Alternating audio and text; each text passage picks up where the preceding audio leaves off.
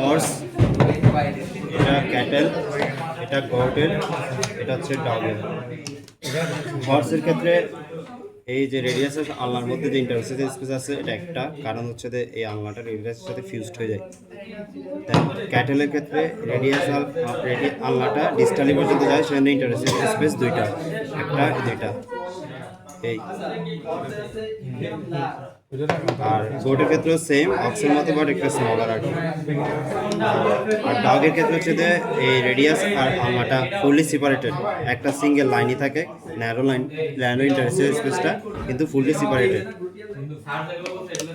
আর আর হচ্ছে এই starlight process, এটা হচ্ছে স্টারলাইট প্রসেস, এটা হচ্ছে ক্যাটেলের ক্ষেত্রে পয়েন্টেড স্টারলাইট প্রসেসটা, কিন্তু এই হর্সের ক্ষেত্রে ফিউজড হয়ে যাওয়াতে কোনো স্টারলাইট প্রসেস অ্যাবসেন্ট। আর এইখানে স্টারলাইট প্রসেস আছে। আর ডগের ক্ষেত্রে একটু প্লান্ট। এটা হচ্ছে ওলেগন প্রসেস, এটা হচ্ছে হর্সের ক্ষেত্রে মোর প্রমিনেন্ট, এটা হচ্ছে ক্যাটেলেরটা লেস প্রমিনেন্ট।